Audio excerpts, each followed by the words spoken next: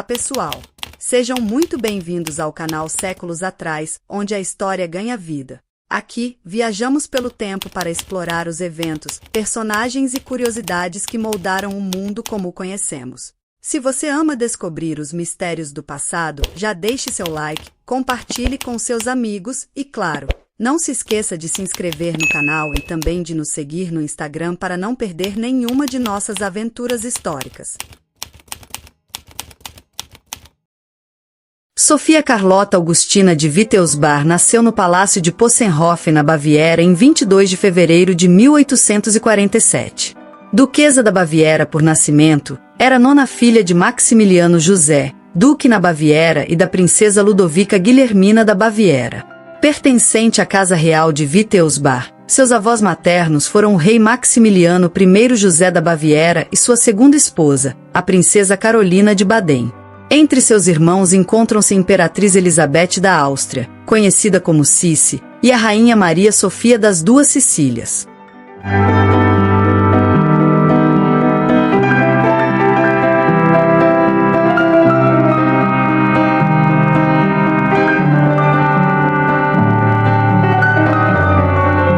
Como seus irmãos, ela passou a maior parte de sua infância no Palácio de Possenhofen, no Lago Starnberg. Depois que todas as suas irmãs se casaram, a partir de 1861, ela era a única filha que ainda morava lá com os pais. Ela era amiga íntima de seu primo, o príncipe herdeiro Luís da Baviera, 2 anos mais velho que ela, e que ascenderia ao trono real como Luís II da Baviera em 1864. Ambos compartilhavam seu amor pela música e pela obra de Richard Wagner. O primo a visitava frequentemente em Possenhofen. Como Sofia tinha uma bela voz para cantar e também tocava bem piano, muitas vezes ela tinha que cantar áreas das óperas de Wagner para Luís. Com uma beleza equiparável à das irmãs, Sofia teve muitos pretendentes. Porém, foi bastante seletiva e recusou as propostas de diversos candidatos. Havia planos de casamento com o Duque Felipe de Württemberg, o Príncipe Luís de Portugal e, finalmente, com o Arquiduque Luís Victor da Áustria, irmão homossexual de seu cunhado, o Imperador Francisco José I da Áustria, que a pediu em casamento em abril de 1866. Mas Sofia não conseguia decidir dar esse passo. O arquiduque era homossexual e o matrimônio era uma imposição familiar. Algum tempo depois, Francisco José baniu o irmão da corte, proibindo sua entrada em Viena. Como o contato de Sofia com o agora rei Luís II permaneceu próximo, a duquesa Ludovica decidiu questioná-lo acerca das intenções com sua filha. Reagindo com muita sensibilidade à chamativa de sua tia-avó, ele decidiu evitar Possenhofen a partir daquele momento. Ludovica então proibiu a filha de ter contato com o rei. Devido à decisão drástica da mãe de Sofia, o rei decidiu se casar com ela. O noivado foi anunciado em 22 de janeiro de 1867 durante uma apresentação no Teatro da Corte. Luís trouxe Sofia para o camarote real e ela sentou-se ao lado dele.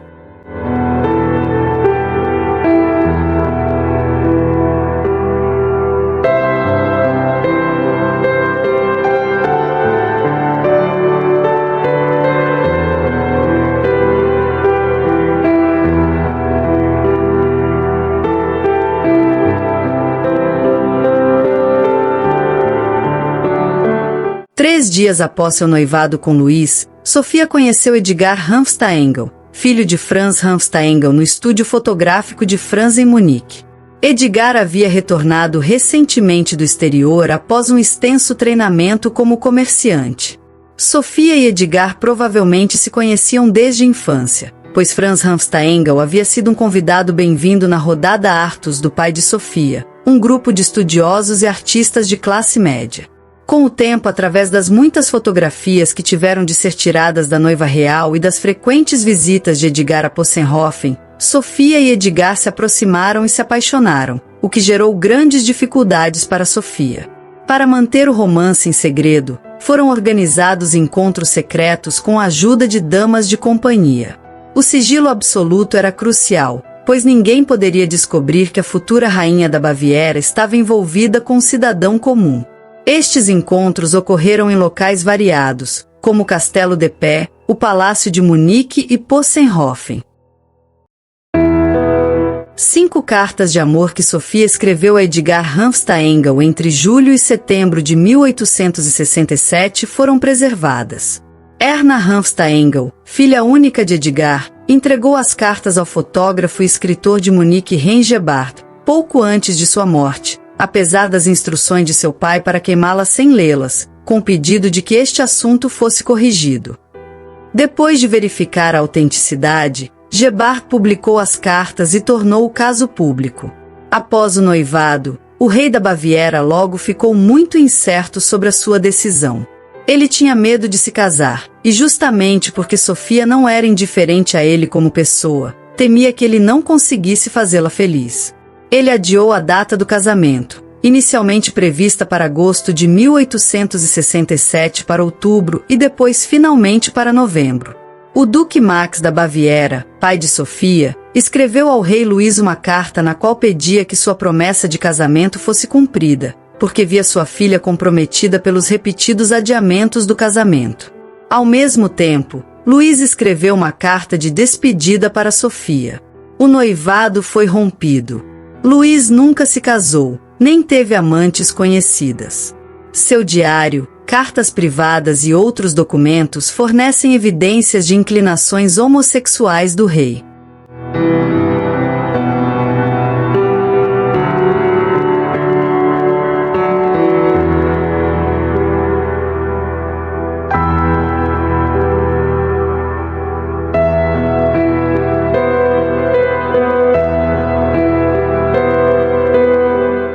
Enquanto isso, a duquesa Ludovica procurava um novo candidato para se casar com Sofia, a fim de fazer com que a desgraça do noivado rompido fosse esquecida o mais rápido possível. Ludovica considerou um membro da Casa de Orléans, neto do último rei francês, o Duque Ferdinand d'Alençon, como possível candidato. Ferdinand era irmão de Gaston de Orléans, o Conde d'Eu, marido da princesa Isabel do Brasil. Sofia foi enviada para ficar com sua tia, Amália Augusta, então rainha da Saxônia. Ludovica combinou que a filha e Ferdinand se encontrassem na corte real saxônica. Ferdinand, que estava entusiasmado com Sofia, a pediu em casamento em 19 de junho de 1868. 10 dias depois, Ferdinand viajou para Possenhofen para se apresentar aos pais da noiva. O casamento ocorreu em 28 de setembro de 1868 em um salão do castelo de Possenhofen. Pela união com Ferdinand, Sofia se tornou duquesa d'Alençon.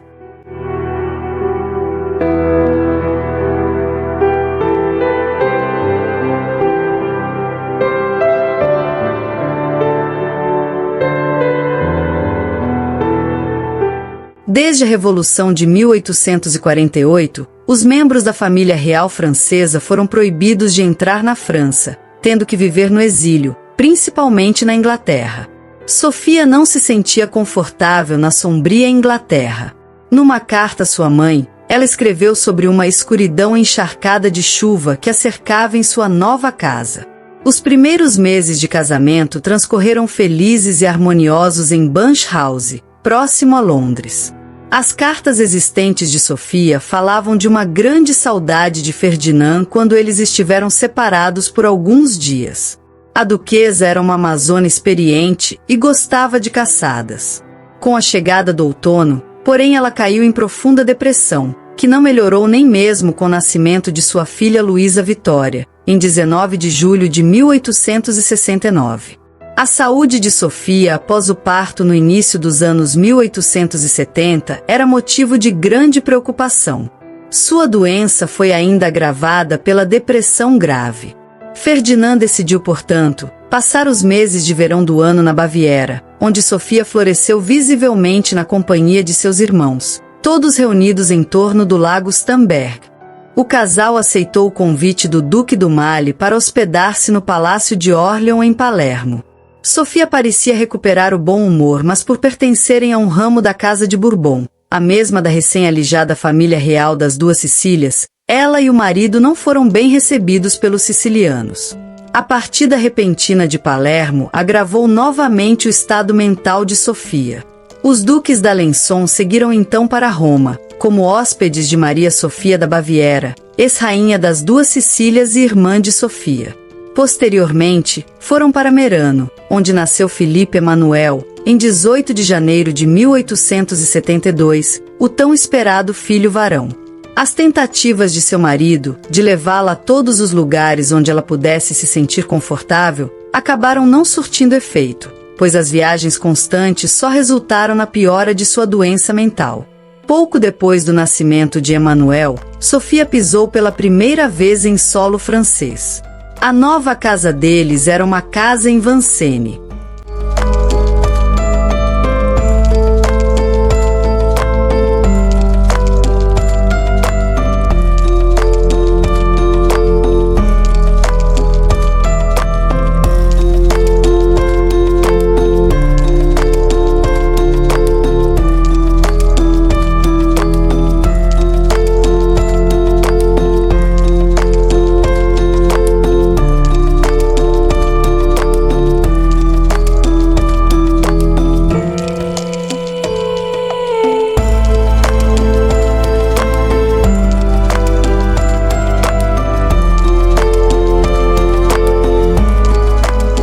A partir de 1876, a duquesa ingressou na Ordem Terceira Dominicana com o nome de Irmã Maria Madalena, enquanto o marido ingressou na Ordem Terceira Franciscana. Ela profere seus votos em 1º de maio de 1880. Nesta ocasião ela escreveu: "Fui recebida esta manhã na Ordem Terceira.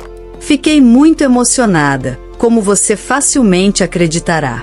Nunca em minha vida esquecerei as impressões que recebi naquele dia. Eu havia me preparado por várias semanas." Após a misteriosa morte de seu primo e ex-noivo, o rei Luís II da Baviera, em 13 de junho de 1886, Sofia adoeceu gravemente. Seguindo o conselho de seu irmão, o médico Carlos Teodoro da Baviera, Sofia procurou tratamento médico em Munique. Se afirmou que o primo morto lhe apareceu num sonho, anunciando uma morte violenta para a imperatriz e um trágico fim para Sofia. O que de fato realmente aconteceria? No inverno de 1886 a 1887, ela se apaixonou pelo médico assistente. Na literatura anterior ele era referido apenas como Dr. Glaser. O historiador Christian Sepp conseguiu identificá-lo como clínico geral, Franz Josef Sebastian Glaser, que atuava em Munique. O médico era um ano mais novo que Sofia, casado e pai de 3 filhos.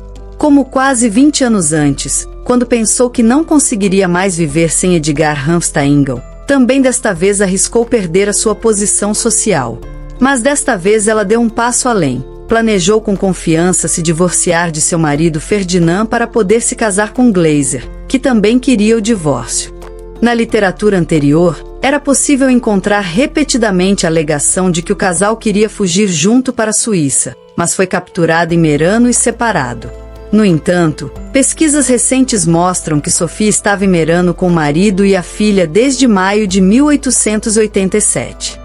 Quando a duquesa não quis desistir dos seus planos de divórcio, foi confrontada em junho de 1887 por uma junta médica que se reuniram e declararam que Sofia sofria de insanidade moral. Ou seja, presumia-se que a duquesa não era mais capaz de distinguir entre comportamento moralmente certo e comportamento moralmente errado, e ela teria que ser colocada em um sanatório para tratamento. Eles tentaram encobrir ao máximo os acontecimentos em Merano. A dramática escalada do conflito está registrada principalmente nas anotações do diário de sua sobrinha, a duquesa Amélia da Baviera. Assim, o duque d'Alençon, a conselho de seu cunhado Carlos Teodoro da Baviera, trouxe Sofia para o conhecido sanatório Maria Grum, administrado pelo neurologista Richard von Krafft-Ebing, perto de Graz, onde se especializou no tratamento de anomalias sexuais. No sanatório foi diagnosticado que seus transtornos mentais tinham origem numa infecção causada pela escarlatina. A pretexto de malformações do cérebro e disfunções de comportamento, é sujeita a terapias de choque. tais como disparos de fuzil junto aos ouvidos e duchas com água gelada. Sofia estava sob vigilância rigorosa. Entre outras coisas, as cartas que ela tentou enviar a Glaser foram interceptadas e entregues ao marido.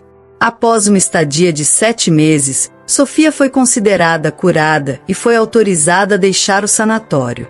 Seus planos de divórcio tornaram-se coisa do passado.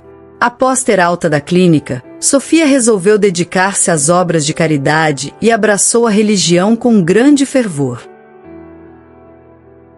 Entre 13 e 6 de maio de 1897, em Paris, as Irmãs Dominicanas organizaram uma feira beneficente no Bazar de La Charité, um edifício industrial escolhido por Sofia por ser mais adequado para a montagem dos estendes.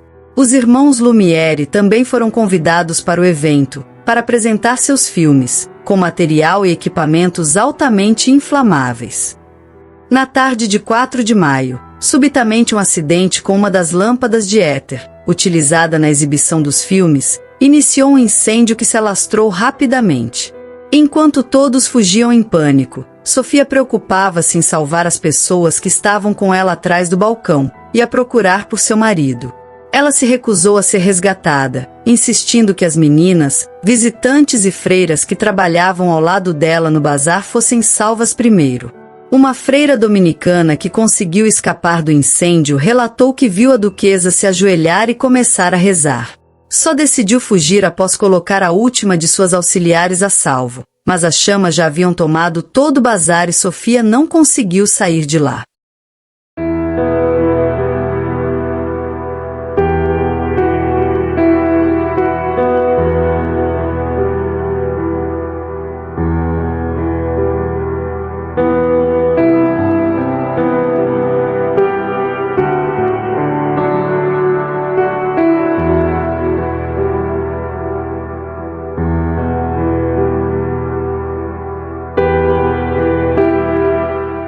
A lista oficial de mortos na tragédia foi de 132 pessoas, sendo 124 mulheres, damas da alta nobreza francesa, irmãs dominicanas em sua maioria, e 9 homens.